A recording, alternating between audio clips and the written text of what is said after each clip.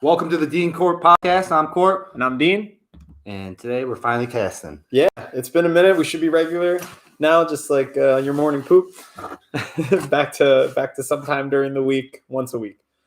It is concerning when you don't get the morning poop. Oh my God. It's like I'm going to be leaving the house soon. I know. Like, if it's not now, it's going to be inconvenient. Yeah. That's it. Especially working on a job site. Like when you're. Like you go to work, you clock in, and you go straight to the shitter. And it's like. Why didn't you take care of your business at home? Yeah, like instant. So, apologize for the last couple of weeks. There's some COVID-related issues, quarantine, and other stuff. If you listen to the last episode, you kind of get a little bit of that. It got shortened up. So we apologize. We're back on track. Sorry we posted it late too. We did it over the phone, and it was like I ran right upstairs to check on Britt. But yeah, listen to that one, and then you'll understand what we're talking about here.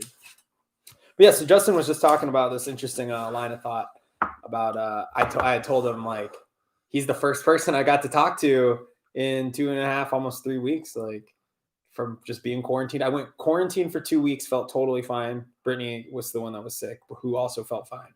Then we had a snowstorm the day I was supposed to go back to work, Monday and Tuesday.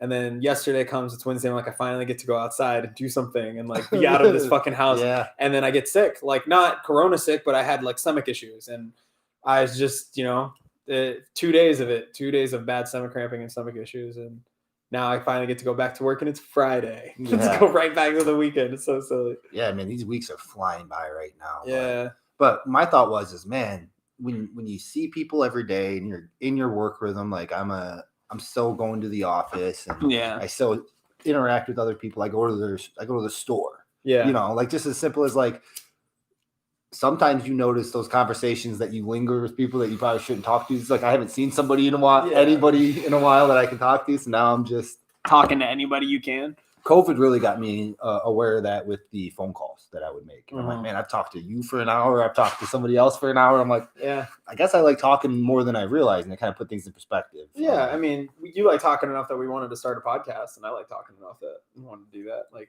we've always been chatters, though. Like, there's how many? I would love if we could like get like one of those clickers, like those thumb clickers, and tally every time that you and I say, "All right, buddy, I'll see you later."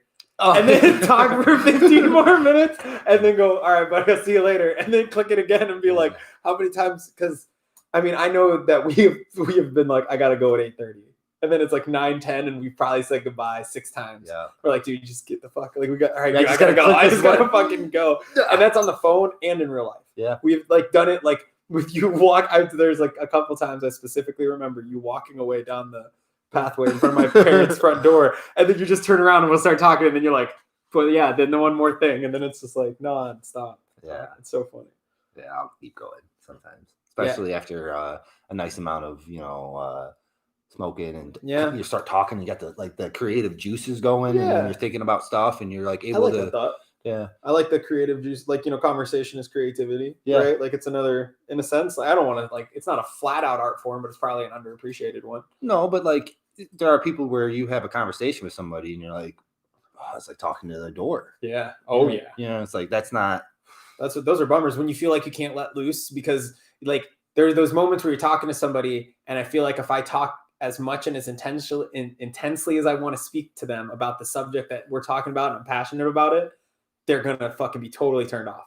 They're just gonna like sit there and be like, this guy like really cares a lot about this thing, and I'm like, fuck. So and it won't even be that important to you, like a lot of about something. Yeah. You're like, just passionate, just a passionate person. I have to sometimes rein it in, like in public, where I'm like, I can help this guy, or like I see him picking out a certain toy, and like they're comparing 2 toys, and I'm like, I can help this person pick a real good present right now, like, but then you don't want to just like interject yourself into their conversation. So I think you should go with this. I'm like constantly doing stuff like that. Like I could give them the advice, but I'm just gonna like. I feel like that happens a lot in like Home Depot. Yeah. With how much I've been going to Home Depot the last like 5 months, like people just chime in real quick. What's going on over there? Or like you look at somebody, I've never done it, but I've seen my dad do it. It might be a Michigan thing too, because we're known for that kind of like hospitality, polite, wave to your neighbor type thing. Yeah. So it's one of those things that everybody's friendly. And so we're like, maybe I could save you some time in a trip back and forth if I tell you which nails to get that work with X thing that I heard you talk about. Like I just had this problem last week. Yeah. It's a constant word of mouth thing around here. I mean, I don't know how it is in other states even. I think people are less apt to talk like that. Like even when I lived in Nevada, I didn't notice it. Like you come back here, it's noticeable. Okay. It becomes no. Brittany was like laughing because she's like, "You're total." Like when we first moved back home, because I was just like waving at everybody. I was like, "Hey, how's it going?" And people will turn and go, "Oh, it's going really good. How are you?" And then like that's a whole conversation you just started. In Nevada, you're like, "Hey, how's it going?" And they like look at you. Maybe they're like, "Hey," and you just keep going. Like I'd come to pick you up. When we were doing that agriculture, that landscaping thing. Yeah, I'd come to pick you agriculture, up. I like the way that sounds. Right. That agricultural project we were working on. Yeah, that's the agricultural gig sounds so much better. It does. I'm in agriculture. Yeah, I landscape. I mean, you could say it. It's a type of agriculture. I guess agricultural maintenance. Anyways, I was sitting there in front of your house waiting for you for a couple minutes, and this lady was walking by, just like doing her morning power walk. And she was like, "Oh, Nevada plants, you've come a long way." And I was like, "Yeah, I have." And then we just started talking for like 10 minutes, like the whole time I waited for you to come out. We were chatting. She's like, "Oh, you have a nice day. You're really nice." I was like, "Thanks, you too." And I'm like, that never would have happened in Las Vegas. Yeah. 5 years I lived there. Nope. Like I could tell you genuinely, like that never happened. It's just so different. That was within 2 weeks of being back home. And I probably got like 80 stories like that now of like talking with people at Home Depot, even with COVID and stuff. People are still like, I like Michiganders because they're the most moderate, I feel, about it. Like they'll wear the mask, but they're not afraid to do stuff.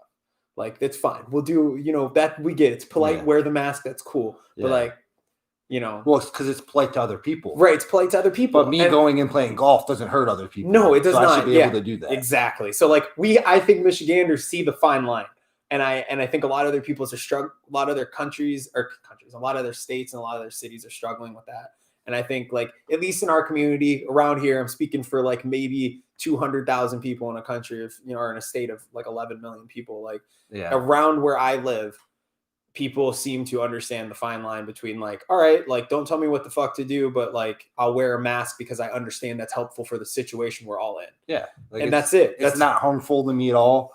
It's not like I'm hurting myself by wearing a mask. Like it's super easy to do, and it stops 95% of the virus. Yeah. So wow, like you could do 95% of it for not trying hard. I feel like a lot of Michiganders understand that. And then I think like where you start getting to this thing of like shutdowns and like, okay, I'll say flat out, like I was for the first couple shutdown, like the first shutdown. I was like, it makes sense. Nobody knows what's going on. I guess it makes sense. Maybe they even tricked me into it. But the plan that they came up with at that moment sounded good for what might have been going on. Yeah. And then we've realized it didn't really work that well. And now we're doing it again. And that's the part where I'm like, well, I mean, in the sense that it didn't work that well, like it did work that well, but people have to like, well, it would have been easier if they came out day one, right? Like hindsight shows us, like if they would have said day one, we're not going to shut anything down, but federally mandated mask wearing everywhere in the country. Please do your part to help everyone. And help yourselves and wear masks. The big things that needed to be shut down were bars and restaurants because that's where everybody's getting it because they're on top of each other. And I understand that, but that's where it becomes that fine line. America could take a little bit of time of sobriety. Yeah, but I think that's where the buyer beware comes in for that moment. Like at least the lesson that I think I've learned from it. Like I get where you're saying. In this capitalistic style, sue somebody for this, that, the other thing. You come to my establishment and I get sued because you get COVID from a patron. Yeah, but but that's what I mean. Where like if the federal government comes out and says we're mandating masks everywhere and you have to wear a mask, that kind of cuts that out. Like think about that. Yeah, but on what level do I have to enforce you wearing a mask? It's just like to be a good, like the same reason everyone started wearing them now because we realize like I'm talking purely in hindsight. I'm talking but like people get drunk at a bar and as a bar owner, you want them to get drunk. Their masks are coming off. Are you going to constantly correct them? I think that's part of the social, like, you kind of have to. I mean, I get it from a social standpoint. Yeah. But I mean, that's what needs to happen. As a liability thing, I think that's you get into this gray area of like, I'd rather not own that bar then. But now you're talking about now the bar's never coming back. Like so many bars are closed because of the decision we made, right? More bars. And those bars are probably closing anyway. So that's the other thing. Is like 1 out of 5 bars or 1 out of 5 restaurants, what does it close? In their first year. Yeah. But that's like 50% of restaurants close in their first year. What I'm talking about is that most restaurants are successful enough to float month to month, especially local owned bars. You're talking restaurants and bars, a good one does 11% of the margins monthly. okay restaurant is like 7%. They're making 7%, 7 pennies on every dollar that comes through their doors, what they make after paying everybody else. So like if you do 100, let's just call 100,000 in sales a month, you're only making $7,000. Like, so you're trying to bank like $7,000. I mean, to own and run and a fully operated restaurant, like that's not that much money at the end of it. When you really like break down the business, because like that means that you made $100,000 and you saw this fraction of it. So to say so easily, like, oh yeah, we can just shut down this bar and it's just gonna like open again and everything's gonna be fine. Like that's the hindsight I'm talking about. It's like, so we were faced with the opportunity again, like, okay, COVID's back on the rise. Like, what do? We crack down harder on mask mandates and PPE. Like we haven't done it all. There's been no crackdown on that. Enforce that, but you got to let people do what they're going to do, or you're going to get the rebelling part. Yeah. Like that's what we learned from the first one. The first one makes sense. The second one doesn't make sense. That's what I'm saying. Is like that didn't really do anything to stop the spread the first time. And so what's happening now is purely the result of people's laziness because you didn't enforce the right part of what needed to happen. That's how I see it. Okay. Like, I mean, and it does make sense. I'm just, there's so many factors to it that like it's hard to say one thing or one decision would have like changed I just think the whole like ripple effect maybe, but like maybe that guy not making the COVID-19 in a lab in China or whatever. Yeah, no kidding. Let's start there and then You think that's possible? What? You think that happened? Yeah, 100% is what I think is it happened in a lab. Why else would you cover it up? Yeah. Okay. Yeah, for sure. Like, there's no other reason to have any doubt. Absolutely. Like, absolutely. It's embarrassing for China. It does reek of conspiracy. But it's just like, that. Dude, if it quacks like a duck, it looks like a duck, eats like a duck. Like, isn't it a duck? Like, even if it's a wolf, it's a duck. The most interesting thing I had heard was, yeah, you're right. It's fucking a duck. For sure. I mean, like it's definitely more duck sounding than not. But then you go back to where am I getting this information from? That's what gets me. And then it's like, well, then if that's a whole nother like type of thought process of like making sure your factual information, which everyone should do, but like it's another tier of research. Because the reason why I get skeptical of what that whole thing made me skeptical is like, okay, you have to think about it like Kansas City Shuffle, like straight up, right? So like when Fox, MSNBC, CNN, all the big media, the ones that we know are definitely owned and definitely are part of the negative media that we talk about when we say fake news, they're actually the ones propagating it because they're the ones that have the power to do it. Like they're corporatized news. That's already bad. So we know that if they're going to run stories, they're making us look at this one thing. And when they all come out and say, is this a China conspiracy? Is this China? Was this made in Wuhan? All of them did it. Yeah. All of them were like ran with that story hard as fuck, right? To some degree, whether they disagreed with it or they agreed with it, but they ran with it. That was one of the headlines. Yeah. So why?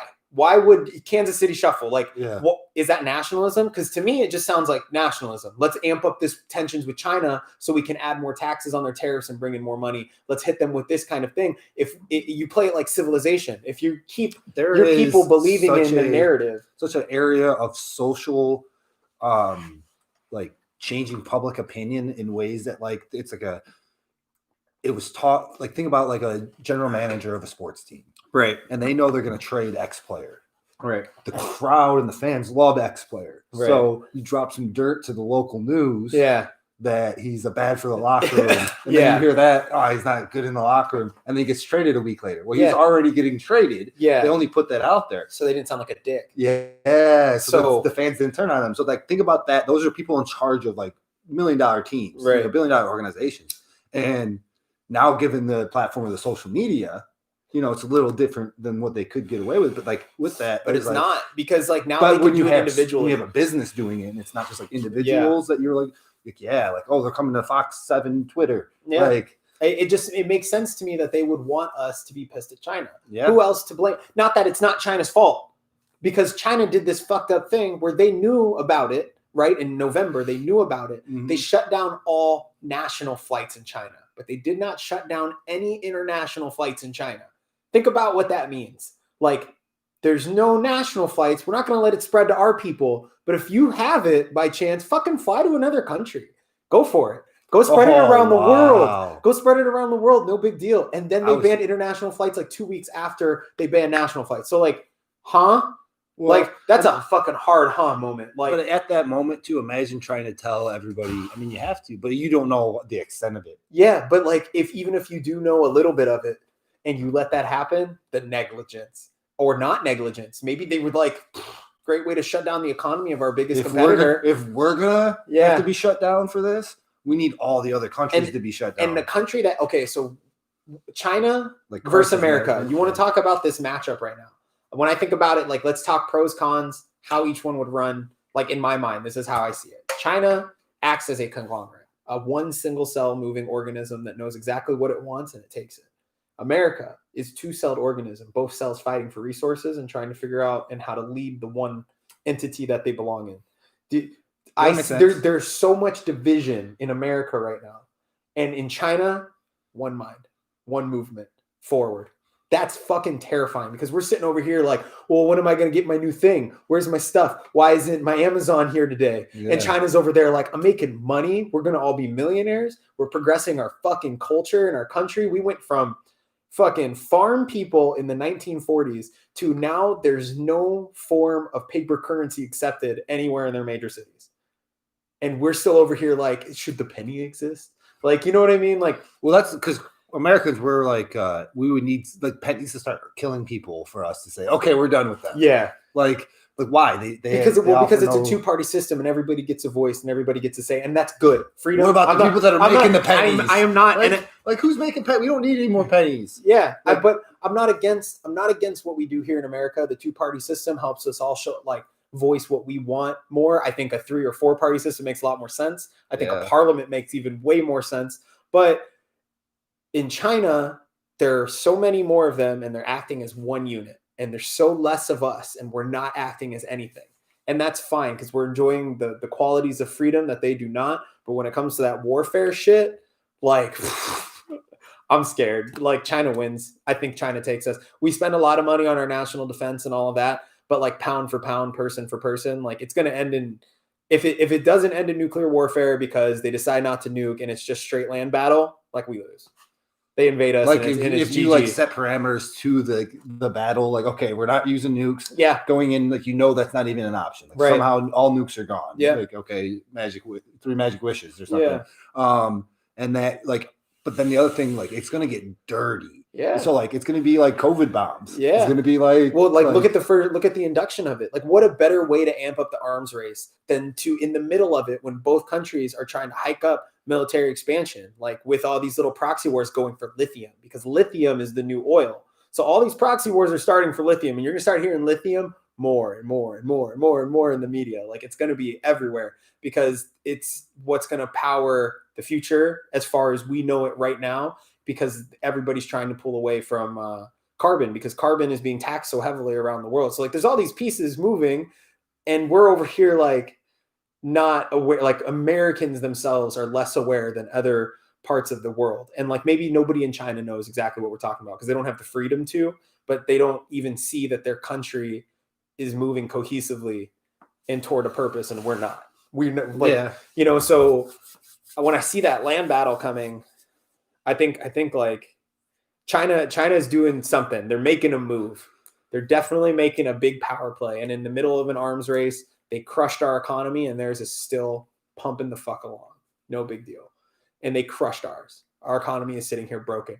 And then we're about to come in with something as lavish as the Green New Deal. Cool. Let's cut carbon tax. Let's keep global emissions low. And help America should take the first step forward, right? But in taking the first step forward, I think I've said it on another podcast and it starts to worry me more and more. Like everything around us is a petroleum-based product.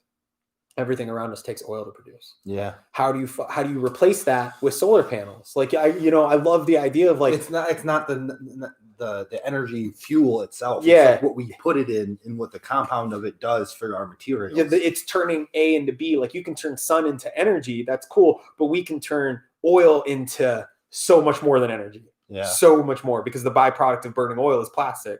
So like the byproduct of solar is just good energy, clean energy that doesn't affect the world around us. Like, of course I'm not advocating for pollution at all, but like if we're the first ones to do it and imagine the world where no one else does it. And it's China and Russia sitting there laughing at us like, you got rid of like your biggest form of like economy to try to go do this thing. Like that's when your enemies take advantage of you when you're super weak. And then you got to think about it too. Like you can't run F-16s off fucking solar power. Like you can't run a fucking Black Hawk on wind. Like these things need fucking fuel, jet fuel. Like yeah, but like at some level, you have to take a step back and say the old planes, like the ones you're talking about, are a thing of the past, and we're moving towards a new way. And so, like the first one we have might not be as good as that F-15, but eventually it'll be better on lithium. Maybe that's like maybe. I mean, like even going back to like the prehistory stuff or ancient aliens, like the technology that was potentially lost, right, with a different resource. They were using something thorough. As we destroy, they created, right? You have to think about it like that. Like that was the biggest difference. Like our philosophy as humans in this age, fundamentally, like where we are the last 200 years has been nothing but destroy to create, as in theirs was appreciate to create, right? Like when you look at like how their cultures might have been, like they were very natural. They worked with the world around them and they believed in the spiritual a lot. And we believe in what we see. And like, those are two really different, like, fundamentals of like society. Like maybe they just tapped into a different power, man. Like I think, but we didn't. And we're sitting here and like, this is all the stuff that's like, I mean, I've been sitting at home for 2 weeks too. So like some of these thoughts have for sure been brewing. Like, maybe I freak myself out more than I need to about it, but it makes sense to me. And if it makes sense to me and I'm just some fucking dude, and when I research stuff, I'm not looking at like YouTube videos or conspiracies of anybody telling me what to think.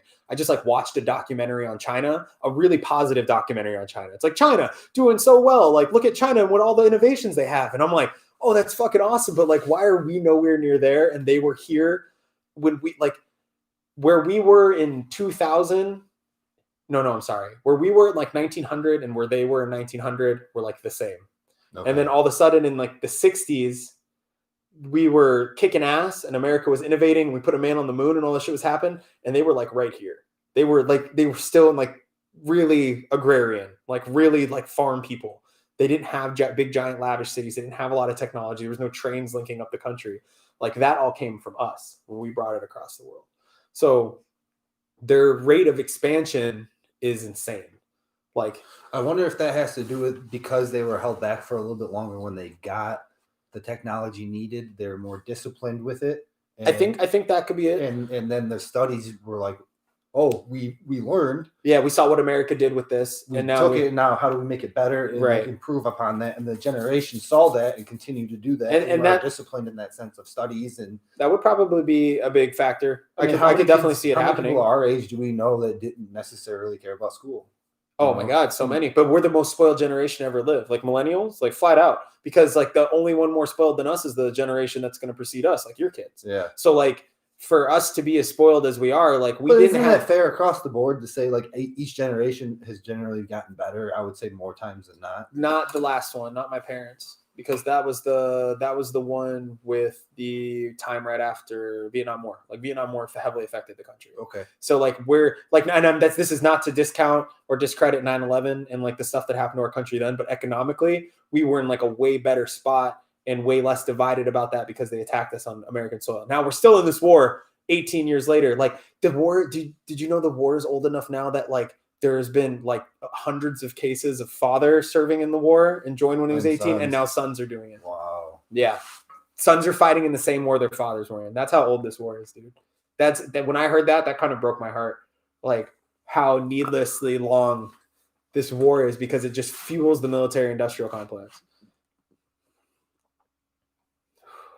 Scary. I feel like I just went on a fucking rant. My bad. No, my bad, YouTube. Yeah, it's been 3.5 weeks. Yeah, for sure. Oh, do we have to change over the anchor? Anchor's got a couple minutes left. Yeah. Okay, cool. Let's just do it really quick. Pause.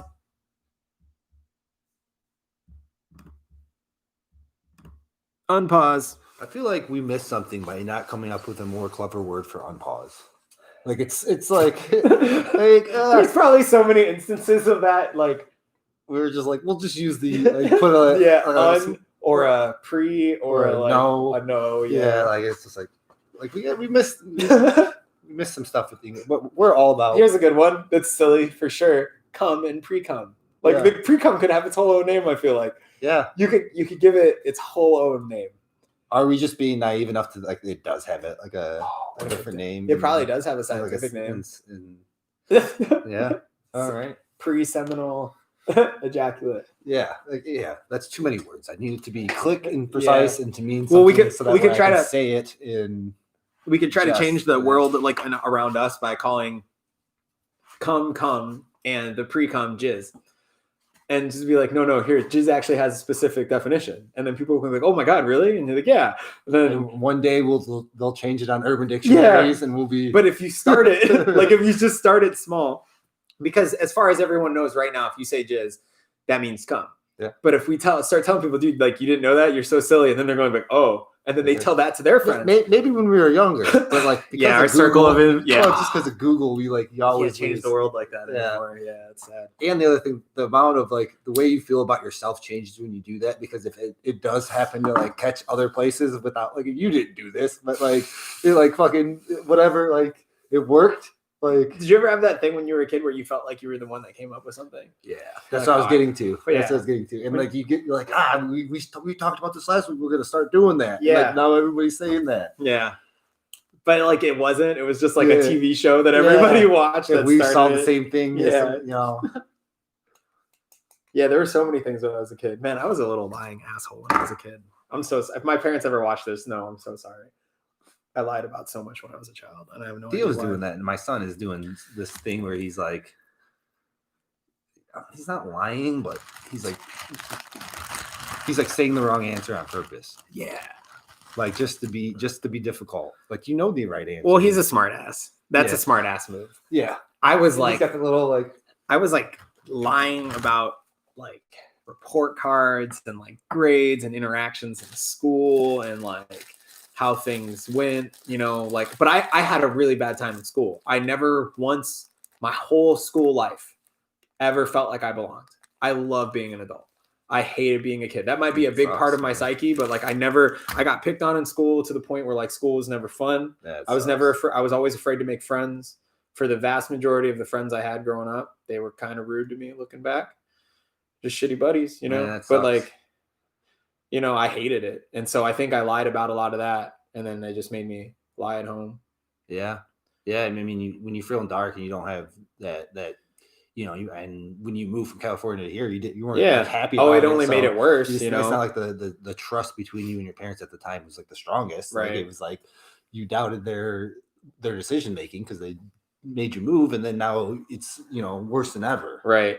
And I'm saying all this purely reflective, right? Like this is all introspectively, and I've thought about it for like years, like about I don't know. It's just some of the worst times of my life was when I was bullied. Yeah. Terrified to get off the bus because I knew there was like a fight chance. Like it's like a real fear, man. Yeah. And it's like I was like and then the fear, like because you don't understand social dynamics yet, and people's opinions really matter to you when you're a kid, and it really shapes who you are. It really does shape who you are as a child, how much people's opinions matter. It's as simple as like I want to be able to pick up my kids from school. And not have them have the bus. Right. Or like when I could drive, or when I hit high school when I was older, I guess I was like physically gifted and like I was like bigger than people in the 8th grade, but that's kind of teetered off. But like then there's always that like the bigger guy wants to fight you or whatever. Like like everybody wants to fuck with the bigger guy. Yeah, it's like there's that constant thing where like people think you're cocky, and you're like, I'm just having fun out here playing sports. And right. Like, I'm playing basketball. And you're so cocky. Well, stop me then. Yeah, like, you're playing a game, and like I practice at this. So I am. Well, you were a competitive kid too. Yeah. Yeah, like I'm not trying to lose because it sucks to lose. I don't want to wait on the sideline to play again. Right. Like I want to be on the court the whole hour. I want to be on the field the entire game. Yeah. But going back to the bully thing, like that sucked. It was like just the group of people that I happened to be living near. Bullies sucked, man. Yeah, I don't know. I just thought about it and was like, I think that was probably a big part of my childhood. That was like it was weird. But then again, it does help me think back to not be like a dickhead to people or like you don't know what people are going through. When I see other people later in life like getting bullied, I try to stop it or like you know like. Well, that's nice of you. You know, you like try to stand up for, you know, because like I was a super senior, right? So that whole year I was like 18, like I was a grown ass adult around a lot of like children. And I remember that year was like I got in like 3 fights that year. And all 3 of them involved me saying some shit to some kid who was like 15, picking on some kid who was like 14. And I'm like, I'm not gonna like sit here and watch this like on the bus, watch this little punk ass fuck like talk like this to this person, right? Like so I had gotten suspended a couple times. I didn't think I was going to graduate. Oh, that was like a whole fucking high school sucked. Like, and the way I rebelled after we moved, like speaking of when we moved back here, I just rebelled by failing the whole year. I was a smart kid, but I could have passed easily. Paid attention. Well, I mean, like half of high school and graduating is effort. Yes. Showing up to your classes, staying in the class. Yeah. Like you could like I don't know for you and your school, but like there was enough time in our classes that like we usually got like time at the end. Yeah. And like I was just knocking out homework in 15 minutes. Yeah. It's like, okay, like she's doing the math thing. We know the assignment for the thing. Let's start working on the assignment. You know, oh, it's geography. Like I'm like, I'll just do this tomorrow morning in like the first hour. I would just sleep. My biggest problem was sleep. It took me like 3 months to adjust to the time schedule. I just think being a young like that, it was just hard for me to. I mean, I almost slept in every class at some point. Yeah. Dude, like I needed naps. Yeah, I slept all the time. But I participated when I was awake. Yeah, I did the thing like I'm gonna do this right. So teachers always liked me. Yeah. I passed on the merit if I was always better with adults. It goes back to that like I hated being a kid, so I didn't really like talk to kids. Adults always liked me. They were like that kid. the thing I got the most was like your kid is disruptive in class, but he's really nice. Like on all my report cards, all my reviews to my parents, like why is my son failing? And I'm like making it sound like I was a super bad student. Like I wasn't a bad student. I was just like a disruptive, annoying student. Like I talked to all the people around me. Like, you know, I was just chatting, you know, like it was about like I was just talking, you know, like you know, I would try, but like I don't know. That was like the later years. Ooh, childhood shit. Yeah, man, it's crazy. It makes me think about like what my son could go through. I know, dude. And like that, those type that like the world's tough, bro. I hate I like want to save him from it, but at the same time, like I know that it made me a better person in the long run getting through it. You just got to teach him that when you get hit, like what is Batman? Why do we fall, Bruce? So we can learn to get back up. Yeah. Like it's that simple. Yeah, like, exactly. You know, in that sense, you got to let them fall. I think like the philosophy I would like to have when I become a dad is like, I'm going to let my kids fall. And then I'm going to teach him how to stand back up. You know, like that's where the teaching comes in, right? Speaking of falling, Theo's trying to show me how he can jump on the stool so he brushes his teeth and he with 1 foot and right into the sink, man. Just ate some sink for a second, and he was just like, boom. Like that second, like, oh, this hurts real bad. My teeth. Yeah, like did it like right in the mouth? He got lower lip. Oh, that's good. So because if that's any higher, you just no, man. Me and Brown, he's like, I want to show you something, Daddy. And 1 foot only caught, went out. Like that's good, but you're gonna remember that forever. I'm like, dude, like I tell you all the time, like stop doing silly stuff like that because he's just what he's trying to do is buy more time awake before he has to be in his bed for good night. Yeah, he just wants to hang out with you. Yeah. I mean, it's nothing, but it's just like he's that silly stuff. He's cracking me up. But now he's like, even it's crazy because me and Brian talk about it. Everyone's like, oh, I love when they're a baby. I was like, well, from like 9 months to like 2 years, like it's difficult because they can't communicate, they don't remember, they want stuff without. Now that he's 4, it's just like he gets it. Good. That's like, awesome. Like he's like he gets it on a certain level now. I think your best years with your kid are coming out. Yeah, he's like and so it's like he's like correcting people on Star Wars information now. I'm like, yes. He's like, somebody said like the Millennium Falcon was a boat, and he's like, no, it's a spaceship. It's Han Solo's spaceship. I was like, remember Brianna told me that? She's like, weren't you so proud? I was like, yeah. And now when he wants something, he just goes, I'm using the Force. Oh, dude, you're getting so cool. That's the coolest shit, Justin. Like, I was like leaving the other night, and he put his hand up. He's like, don't go. I'm using the Force. Stay. He's like trying to hold me in place so I wouldn't leave the bedroom. That's so sweet, dude. Oh, I was like, oh, dude, that's magical. Oh, that that's was so beautiful. One of my, top 10 dad moments so far. That and him jumping and catching 1 foot are going to be two of my favorite stories you've ever told me. Yeah, he does some silly stuff. I mean, he's busted out his teeth like 3 times, like his front teeth. So well, you know what? If he learns to take a hit It's never a bad catch. No. It's just he's clumsy and he's gonna learn to get like stubbed toes and he's gonna like drop stuff on himself. And he's gonna, Like your famous quote, Yeah. like I'm not what is it? I don't know. It's like people always like, or if you drop something. Yeah, when I drop like a cup, I'm a waiter and I drop a cup and I catch it. And Yeah. they're like, oh, good catch. I was like, yeah, but I dropped it. I was clumsy enough to like let it. I do it all the time. Yeah. My reaction's only good because I'm always making up. Yeah. So. Yeah. I practice this a lot. I drop a lot of things. Yeah. Today you got to see the catch, or the one time when I caught it and then like the liquid came out of it. Like I should have just let it fall. Oh man. like I made it worse. I did that with a cup in the restaurant in Le Cave. Like, Didn't you kick it? Yeah. Well, fuck, man. So like, it was like I was holding it on the tray. Yeah, I was like holding it on the tray, and I was like trying to be cool with the glass and be like, woo, woo, woo, and I was bouncing it, and then it like started actually falling, and then it like flew off the tray, and like picture. And I like walked forward, like jumping to try to catch it. And I went like this, and then my feet clipped, like caught together, like my right foot kicked into my hit your heel. Yeah. It was like the whole foot. Yeah, like the whole foot. Oh, man. Super clumsy. Kicked it, flew forward. Glass shatters over to the right. I'm flying to the left. I hit like a 200-pound table so hard that it fucking not a 200-pound, like maybe like a 100-pound table so hard that it shifted. It's like an 8-top. Like a tall 8-top, okay, with like four big chairs on each side, and I just fucking shoulder checked the shit out of it, flew right underneath it, and then just like popped back up and was like, "Oh, that's gonna fucking hurt!" Like it fucking hurt. I went and sat in the back, and I'm like, 28. So like, if I would have taken that fall at 24, I don't know, man. That fall hurts at 24. Dude, that fall just hurts. I think if you're anybody, that shit. Like I had a big bruise on my shoulder. Fucking my manager's like, "Do you want to go home?" like the table moved like 5 feet, bro. I came at it hard. Like, yeah. Oh yeah. Well, those 2 or 3 steps, you're going full force to catch your balance. Yeah. So then boom, it happens. And then the whole time a Hawaiian guy's behind me, just laughing. And there's a difference between like a regular person's laugh and a Hawaiian like cackle. And you know what you really probably should have just done? Just fall. Yeah. Yes. I should just let the glass break. Let the glass go. I should have just let the glass break when I went like this and it went. And I should have just went, "Oh, that's it." Oh, I missed it. I missed it. Like I was trying to be a hero, or just like say like "Bob's away" and like scatter.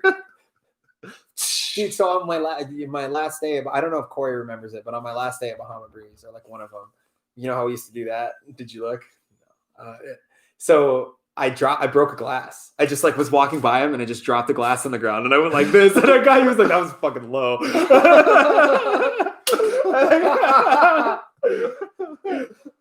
I could like how I have to be like. Yeah, you grabbed. I grabbed the broom and everything right away. Just broke glass right in front of him. Oh, it's a good time. Oh man, Bahama Breeze, a place that like I don't even want to eat yet.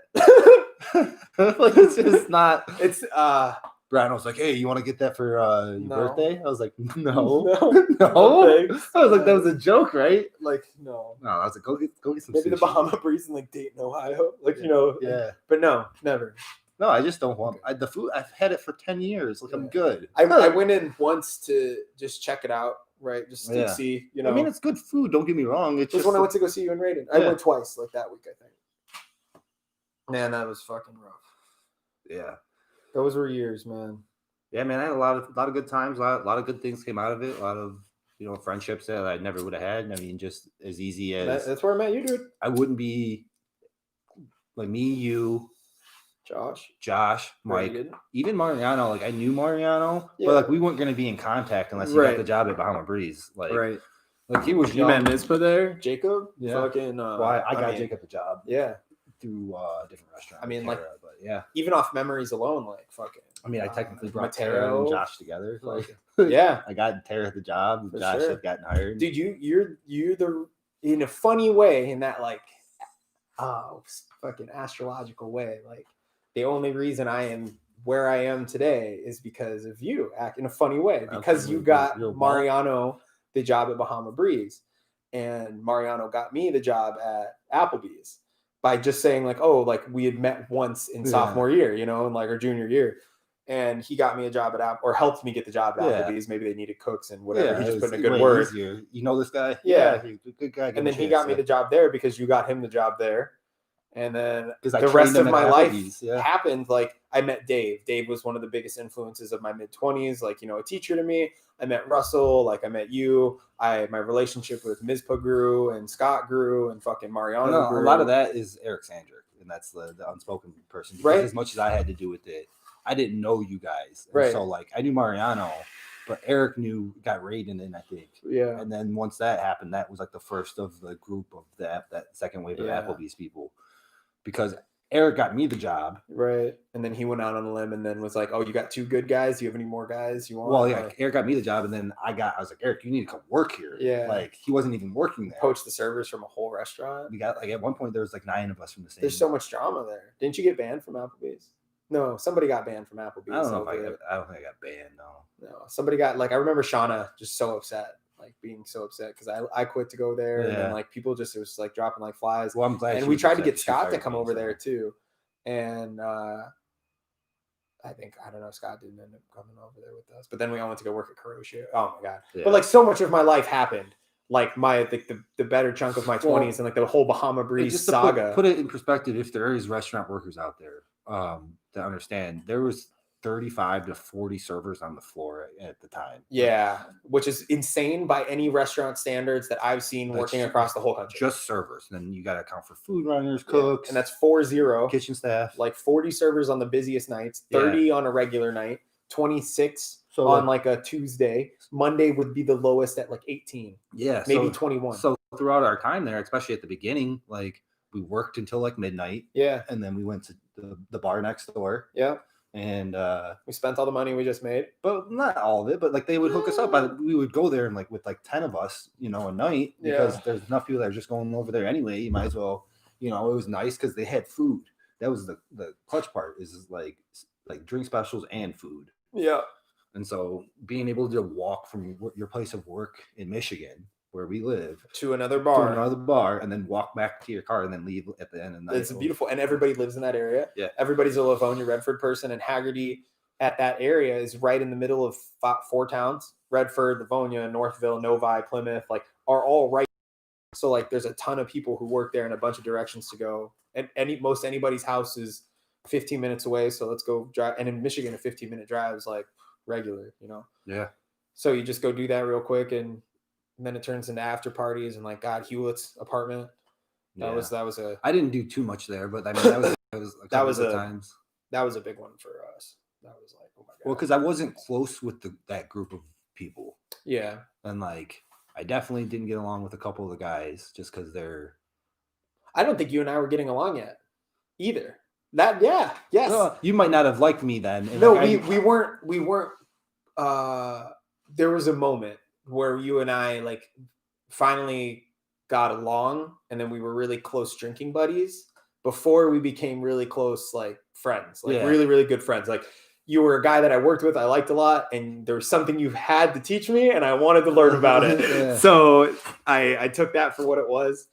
And we were just talking about game at the bar one night, and me and Josh told you a few words of wisdom. Yeah, that I don't want to repeat because they're quite misogynistic. Yes, in front of all of us. Yeah, all of anybody who listens to this. Everything that we said, this is the one thing we don't want to say. I won't say because it's for another day. It is for another day. If we get 10 likes on this video, we'll talk. Yeah, about I'll say it for sure. 10 people want to know. 10 likes on YouTube.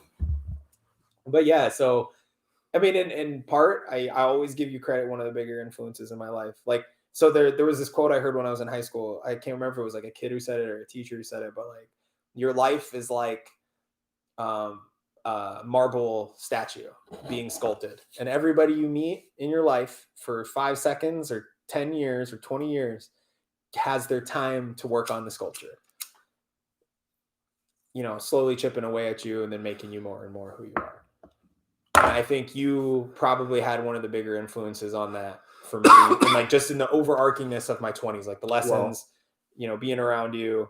I don't want to take any of the credit because you've done all the work, but but I appreciate the sentiment. Yeah, bro. It's nice to hear, and I'm happy with the results, I guess. Thanks, man. Because you've shown me a side of friendship that I've been blessed to have like a lot of long-term friendships, but I think it's something that I've seen, with my sister and her lose friends just because they get into a little spat and they Yeah. don't call each other. I'm like, it's just a phone call away. Yeah. And like, how hard is it really to say sorry? Yeah. Like, if you upset your friend, I mean, like even if I felt like you did something to wrong me, like in me calling you could like end it and be like, yeah, I'm upset with it, but like we can move past it. Like, right. I mean, there are certain things like if you. Well, there was a moment, I'll talk about it on the podcast too. One of my things that I still like am upset with myself is like when you got pregnant, and I'll never I have forgiven myself, but I don't really forgive myself. Like you told me specifically, like, don't tell anybody. Like when you were pregnant with Theo, and I was like, yeah, of course I wouldn't tell anybody. And then got hammered at the bar with Russell, and then I told Russell, and love Russell, but he still went and told everybody it happened, and you called me, and I could hear it in your voice, and I was like, dude, that is like an actual like disappointment moment. Like I let my buddy down, because it's not even that when you look back at it, it's not that even it was a big deal. It's not that even what I did was a big, but you asked me as a friend to not do one thing. Yeah. And then I did it. That's a trust that even that most basic trust violation. It could have been anything. It could have been like, did you eat the last piece of toast? And I just dead ass looked at you and was like, fuck no, I didn't eat that. And then I like held the lie forever. Like to me, like I don't like lying about shit. No, like I'm not a fan of the it. Feeling of lying, even when it's like, I'll like tell myself, like, just tell Brianna you didn't eat Wendy's today. Yeah. You didn't have McDonald's today. It'd be easy. She would know. Yeah. And then like we get to the time of I had McDonald's. I just telling myself immediately. She's like, what? I'm like, well, I can't go back now. It's already inside of me and I ate it. Yeah. You can't stop me. Yeah, just like not that like I can't have McDonald's when I want, but it's like I shouldn't be eating it. I'm preaching, let's not eat fast food, and then I go and get fast food. I guess I didn't even tell a lie. I told your secret. Yeah. That's a different, and if you scale them, I feel like it's worse. I mean, I feel like telling a secret is worse than lying to somebody. The amount of people that I know that dislike me or have disliked me in my past for giving windows, like. If I concern myself with that. No, I don't concern myself with it. But I'm just saying, like, what that did was create issues between my issues that were already present. Like, and all I would have done is bought more time and buffered a situation that was coming. Yeah, it was. Yeah. It was just still the thing. Like, and I probably have forgiven myself, but it's a derpy thing when I look back. Like, that to me was one of those moments where I evaluated friendship. Like when I look at it introspectively, I evaluated friendship and said, if there's stuff that I will never do to a friend again and go out of my way to do, is to watch myself when somebody says, hey, as a friend, please don't do this. And I won't fucking do it. Like, I just won't do it. You asked me as a friend, like, that's it. It's a simple binding contract. Our friendship is on it. Don't do the one thing. I mean, just to be fair, I haven't thought about that very often. I know you haven't. Only when brought to my attention. Like, but isn't it funny the things that haunt other people that like it's just not even on your spectrum? And then I actually use that sometimes to relax my anxiety. Yeah. I'm like, he's not even thinking about that. Yeah. Like he's not. It's not. Yeah. I'm like, it's not even on his radar. Yeah. And I'm over here like sweating my ball. Like he's upset. He's not even thinking about that. Like, just take a break. Yeah. And how many times could I have done that? Yeah. How many times could I have done that about that situation?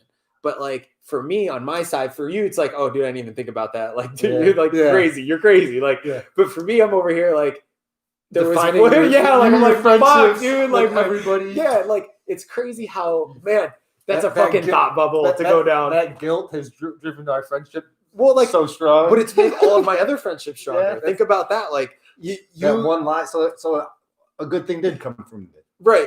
And so that's what I was gonna say is like how many. That's like the thing. Like if you go back in time and change one thing. Like that's such a silly thing to go back in time and change. Interpretation and things are subjective to the person viewing them. Like all day. Like that's the biggest proof of it. Is that like my world and the things that are important to me, what I see, what's going on around me, are my truths, and I could pull revelations out of something small that somebody else doesn't even. It's not even on their scope, but they see something that I don't even see because it's not even on my scope.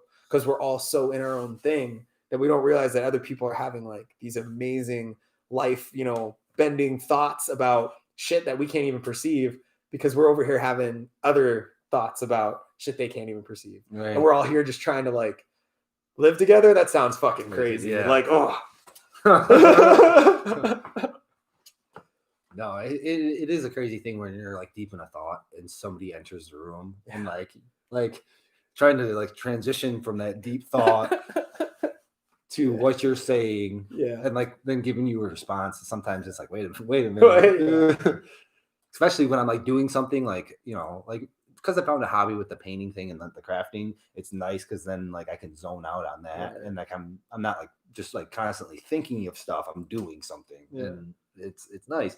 But like Brown is catching me. I'm like, I don't know. Yeah. Well, I don't know. It makes it so this line of thought makes me wonder about like the old guy. Like think about an older gentleman. Let's talk like 65 plus. Been around on the block for a minute, lived 2 of our lifetimes currently. Yep. Where we're at.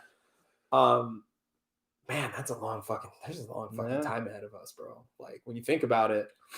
Anyways, so they have all that experience, and you talk about like that old guy stare, or like when you talking to him, grandpa, huh, what do you want? What if they're so good at it now? Like we're just on the cusp. We're both just talking about zoning out regularly, like being lost in a thought, and then somebody comes in the room and you can't even like perceive because you're so far over here in your mind. And they're just in the real world, and you're in the ethereal. You're like swimming through knowledge of your head, like figuring shit out. What if 13 puppies and 6 dogs were walking on a bridge, and you're like, what am I thinking about right now? But you're thinking about something. You are in a train of thought, right? What if they're just way better at it than us? What if they figure out? Like, I'm sure they practice. Use their mind for it's just like, practice. Well, and that comes down to the way you've conditioned your mind too. Yeah. Right? Have you exercised your brain, or you? Well, but like the old guy stare could be the essential, like, or it could be just form blank. Of like they're just like thinking of like darkness. Like, well, like, but what if they're not? Like, what if you used it? Like, that's the essential form of meditation. Like, what if they figured out meditation without realizing they figured out meditation? Is what I'm trying to say. Like, you're so locked, because I've been so locked in a thought before that like I've just sat in the garage when it's freezing cold for like 15 minutes, like just like thinking about this thing. Whatever it may be, whether it's like building something or like a scenario in my head of how like my future is going to play out. Like, because I was able to put a time on it. I drove from work home with no radio, no sound, in silence, and I didn't realize it till I got off the expressway, and I was like, whoa, whoa, wait a minute. But were you lost in thought? Yeah, the whole time. See? Just like, but it's incredible. Like, so that's what I mean. It's like, what if what we evolve? What if this is like one of those hidden secrets? Why we don't tell people we go to the bathroom for so long? Like, what if this is one of the secret old guy hidden things? Like, we're about to share it. We're breaking the news here. Like, all old dudes know that if you pretend to just stare off into space, you can actually like expand your universe way bigger than the world around you. Be lost in your own thought and your own freedom because you spent a lifetime doing it. And anytime somebody spooks you, you just go, oh, what are you talking about? And like, you don't actually have to be like held accountable for being present in conversations anymore. Yeah. You've transcended regular.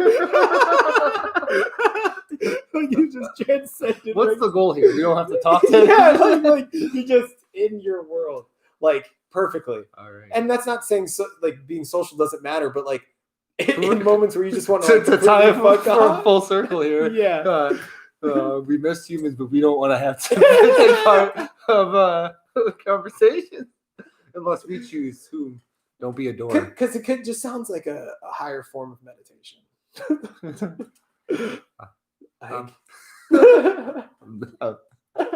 That's it. That's it. Isaac, oh shit! It's already been an hour. Yeah, we're getting there. So yeah, it's 53 minutes. Well, thanks for anybody that listens. Yeah, guys. We'll be back on that schedule Wednesdays, hopefully moving forward. It should just be Wednesdays easily. Eventually it might be different with new job. Yeah, new job stuff coming up, and we'll get more into that later. As I don't want to like spoil anything because nothing's happened. Yeah, no changes currently. All right. Bye. Bye, YouTube. Now, bye.